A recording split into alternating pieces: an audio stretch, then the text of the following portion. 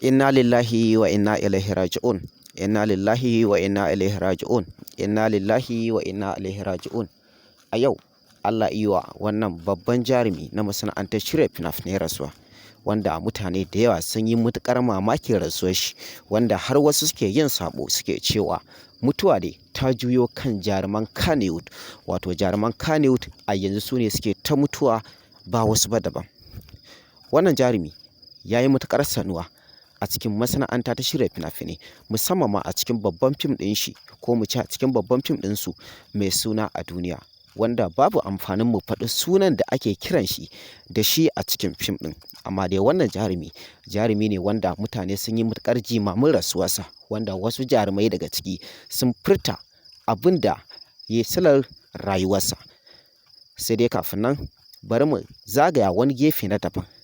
Dan Allah dan Annabi, mutanen da za su ɗauki wannan namba tamu, iya waɗanda muke buƙata su ɗauka, waɗanda za su miƙo ta'aziyar rasuwarsa a gare mu ko kuma a matsayin iyayensa, ma'ana dai ko su mana ta'aziyya ko kuma su yi wa iyayensa, ko kuma waɗanda suke so za a buɗe musu YouTube channel domin su dinga ɗora shirye-shiryensu a kai, kamar masu bidiyoyi har ma izuwa masu waƙoƙi.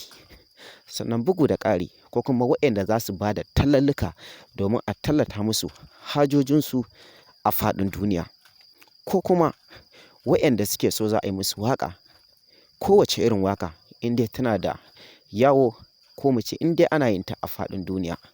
Dan Allah, iya waɗannan ne kawai muke buƙata su ɗauki namban mu. Amma idan ka san ba ɗaya daga cikin wannan abubuwa kake buƙata ba, dan Allah dan Annabi kar ka ɗauki namban mu.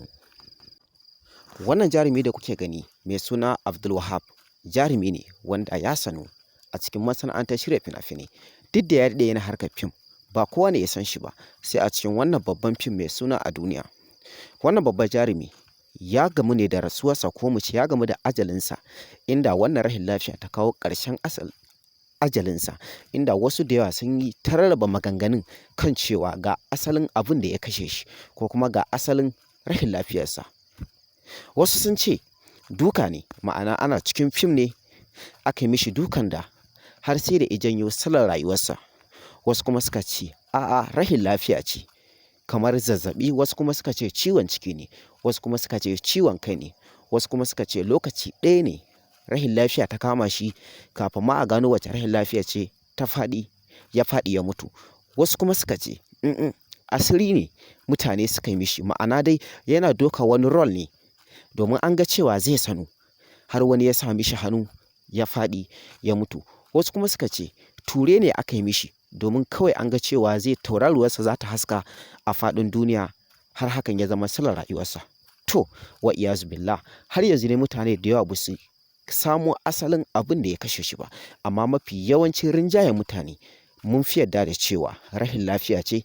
Amma rashin lafiyar, wasu sun ce zazzaɓi ne, wasu kuma sun ce ciwon ciki ne, wasu kuma sun ce ciwon kai ne.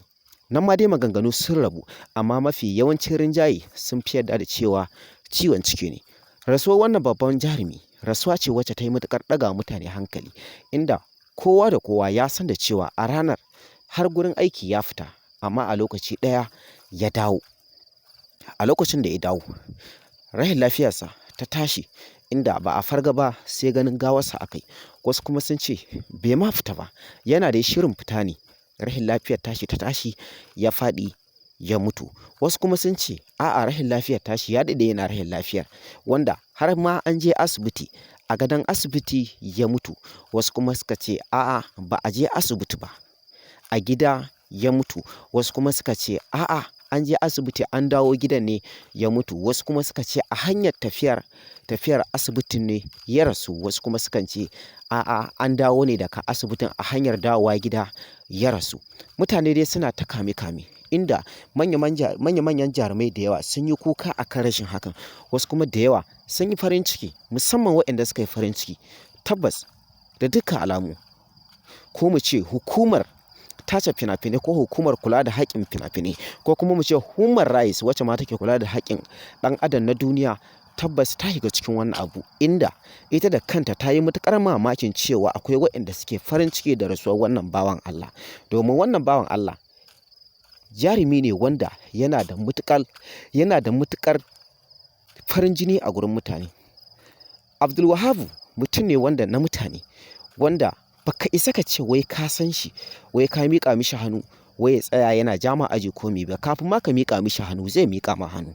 Mutum ne wanda yake faran-faran, kuma yake da farin jini, kuma yake da son kyauta da sadaka, wanda a yanda muka binciki tarihin shi, kuma a yanda ma mutane suka san tarihin shi, mafi yawancin mutane sukan yi mamaki idan suka ga almajirai da mabukata abinci suna zuwa ƙofar gidansa sukan yi layi.